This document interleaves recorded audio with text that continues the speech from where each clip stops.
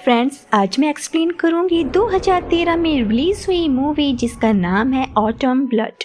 कहानी एक खूबसूरत लड़की पर बेस्ड है जो अपने भाई के साथ माउंटेन्स में रहती थी और उन खूबसूरत वादियों के बीच उसके साथ बहुत ही गलत हुआ। मूवी की शुरुआत एक छोटी बच्ची से होती है जो अपने घर में बैठकर स्केच बना रही थी और फिर वो उस स्केच को दिखाने अपने पापा के पास आती है। इस लड़की का एक भाई भी था। माउंटेन्स में इनका छोटा सा परिवार खुशी खुशी रहता है। तभी उसके पापा की नजर जाती है सड़क पर खड़ी अपनी पत्नी पर, जिसके साथ एक आदमी बदतमीजी कर रहा था। उसके पापा गुस्से में गन लेकर उस आदमी की तरफ जाते हैं। उसकी पत्नी उसे रोकने की कोशिश करती है लेकिन वो नहीं सुनता और कुछ ही पल में वो आदमी उस लड़की के पापा को गोली मार देता है और उनकी मौत हो जाती है। दोनों बच्चे अपने पापा की डेड बॉडी देखकर सन्न रह जाते हैं और बगल में ही एक गिफ्ट पड़ा हुआ था जो वो आदमी उस लड़की की माँ के लिए लाया था। मेयर उन्हें पछतावे के साथ देख रहा था। ये आदमी असल में शहर का मेयर था जो उस लड़की की माँ से प्यार करता है और उसके लिए गिफ्ट लाया था। कई साल बाद दोनों बच्चे बड़े हो गए और अपनी माँ के साथ उसी जगह रहते हैं। उनकी माँ अब काफी बीमार रहती है। पति की मौत ने उसे डिप्रेशन में ला दिया था। और फिर हम एक शिकारी को देखते हैं जो जंगल में शिकार करने आया था। वो लड़की अपने भाई के साथ खेल रही थी। उनका घर शहर से काफी दूर है, इसीलिए दोनों भाई बहन एक दूसरे के साथ ही ज्यादातर टाइम स्पेंड किया करते थे। उधर हमें चर्च का सीन दिखाया जाता है जहां मेयर अपने बेटे के साथ था और उसका बेटा वही शिकारी है। उधर लड़की की माँ उस लड़की को पापा के पेंशन के पेपर्स देकर शहर जाकर पैसे लाने को कहती है। रास्ते में उस लड़की को वही शिकारी दिखता है जो उसे ही देख रहा था। शहर पहुंचने पर एक बूचर भी उस लड़की को गंदी नजरों से घूरता है। ऑफिस जाकर वो लड़की पेंशन के पैसे लेकर वापस जाने लगती है और उसकी नजर पड़ती है मेयर पर जो उसे अपने घर से देख रहा था। उसे अभी भी अपने किए का पछतावा है। अगले दिन उस लड़की को अपने घर के बाहर एक गिफ्ट दिखता है जिसे खोलने पर उसके अंदर एक खूबसूरत व्हाइट कलर की ड्रेस थी। वो लड़की उस ड्रेस को लेकर शीशे के सामने खड़ी हो जाती है लेकिन तभी उसकी माँ वहाँ आती है और उससे उस ड्रेस को छीनकर आग में जला देती है। ये ड्रेस असल में उसे मेयर ने भेजी थी। अगले दिन वो लड़की नदी में नहाने जाती है और उसका भाई घर पर अकेला होता है।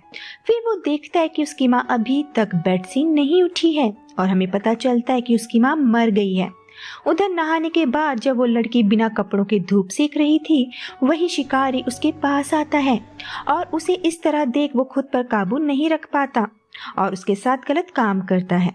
इस बीच वो लड़की बुरी तरह से घायल हो गई थी। उस आदमी के जाने के बाद वो खून से लथपथ घर लौटती है। उसका भाई उसे इस तरह देखकर शॉक्ड हो जाता है। इस हादसे के बाद वो लड़की बिल्कुल गुमसुम हो गई थी और अपने घाव पर ठंडे पानी की सिकाई करके रोने लगती है। उधर वो शिकारी अपने बूचर दोस्त के साथ था और उस शिकारी के गले में नाखूनों के निशान को देख वो समझ जाता है कि कुछ गलत हुआ है और तब वो शिकारी उससे उस लड़की के बारे में बता देता है। अब घर पर भाई बहन अकेले रह गए थे। फिर वो दोनों मिलकर अपनी माँ का अंतिम संस्कार करते हैं। अगले महीने वो लड़की पेंशन के पैसे लेने शहर जाती है और पेंशन देने वाला आदमी जब उसके चेहरे पर चोट का निशान देखता है उसे यकीन हो जाता है कि उस लड़की के साथ कुछ गलत हुआ है और वापस जाते वक्त वही बूचर उस लड़की का रास्ता रोककर उसे परेशान करने लगता है। डर की वजह से वो लड़की अपने पापा की गन को लोड कर देती है और रात भर उस गन को अपने साथ रखकर बैठी रहती है क्योंकि उसे डर था कि कोई आकर उनके साथ कुछ भी गलत कर सकता है। और ऐसा ही होता है। वो बूचर अपने शिकारी दोस्त और एक और लड़के के साथ उसके घर आ जाता है जहां वो उसके भाई पर चाकू सटाकर उसे ब्लैकमेल करते हैं और फिर वो उस लड़के के साथ गलत काम करता है। शिकारी को ये सब अच्छा नहीं लगता। अगले दिन एक सोशल वर्कर पेंशन ऑफिस आती है क्योंकि उस आदमी ने उसे उस लड़की के बारे में बता दिया था और वो उसकी मदद करना चाहता है। जिसके बाद वो सोशल वर्कर उस लड़की के घर जाती है लेकिन वो दोनों भाई बहन डर की वजह से छिप गए थे। औरत सारा घर छान मारती है और किसी के ना मिलने पर वो वापस चली गई। अगले सीन में मेयर उन बच्चों की माँ की कब्र के पास आता है और उसे उसकी मौत का काफी दुख था जिससे हमें ये पता चलता है कि वो उससे सच्चा प्यार करता था। अगले सीन में हम उन तीनों बदमाश लड़कों को देखते हैं जो उसी लड़की के घर जा रहे थे। उस लड़की का भाई उन्हें दूर से देख लेता है और अपनी बहन से उन लड़कों का सामना करने को कहता है, जिसके बाद वो दोनों भाई बहन वहाँ से जंगल की तरफ भागने लगते हैं।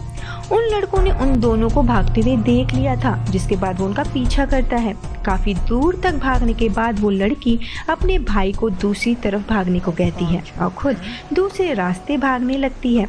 वो वाटरफॉल से होकर गुजरती है और तभी उस बूचर का दोस्त उसे देख लेता है और उसका पीछा करने लगता है। एक चट्टान पर चढ़कर वो उसे नीचे की तरफ खींचने लगता है। बूचर की नजर उन पर जाती है और वो उस लड़की को शूट करने की सोचता है, लेकिन वो शिकारी उसे ऐसा करने से रोक देता है। जिसके बाद हम देखते हैं कि उस तीसरे लड़के को पैर से मारकर उस लड़की ने गिरा दिया था और ऊंचाई से गिरने की वजह से उस लड़की की मौत हो जाती है। बूचर गुस्से में उस शिकारी को देखता है। अपने दोस्त की मौत से उन दोनों को काफी गुस्सा आता है और वो फिर से उस लड़की को पकड़ने के लिए आगे बढ़ते हैं। तभी उन्हें किसी की आवाज आती है और उन्हें उस लड़की का भाई मिल जाता है। वो उसको गन की बट से मारकर बेहोश कर देता है और अपने साथ ले जाता है। उस लड़की ने भी अपने भाई को उनके साथ देख लिया था, जिस पर वो उस बूचर के सर पर एक बड़ा सा पत्थर मारती है और उसका भाई मौका पाकर वहां से भागने लगता है। बूचर उसके भाई को मारने के लिए जैसे ही गन पॉइंट करता है, शिकारी उस बूचर को शूट कर देता है, क्योंकि मुझे बूचर की हरकतें पहले से ही पसंद नहीं थी। अब शिकारी अकेले ही उस लड़की का शिकार करने निकल पड़ता है और उस लड़की का भाई घर चला जाता है। वो लड़की एक गुफा के अंदर छिप जाती है और शिकारी थक कर वहां से चला गया। लड़की सुबह सोकर उठती है और अपने घर की तरफ जाने लगती है। उधर वो सोशल वर्कर उस लड़की के घर आती है, जहां उसका भाई उसे सब कुछ बता देता है। तब तक वो लड़की भी घर के पास पहुंच चुकी थी और वो शिकारी वहीं उसका वेट कर रहा था। उसका भाई और सोशल वर्कर उस लड़की के पास आते हैं और फिर वो शिकारी उस लड़की को मारने के लिए उसकी तरफ गन पॉइंट करता है, लेकिन तभी पीछे से मेयर आकर अपने ही बेटे को शूट कर देता है और अपनी गन उस लड़की के हाथों में देकर उससे माफी मांगता है और उसे खुद को मारने को कहता है, लेकिन वो लड़की उसे माफ कर देती है और वहां से जाने लगती है। वो देखती है कि उस मेयर की कार में एक गिफ्ट रखा है जो वो उसके लिए लाया था, लेकिन वो उस गिफ्ट को नहीं लेती और उस सोशल वर्कर के साथ हमेशा के लिए उस जगह को छोड़कर चली जाती है। और इसी के साथ इस मूवी का यहीं पर दी एंड हो जाता है।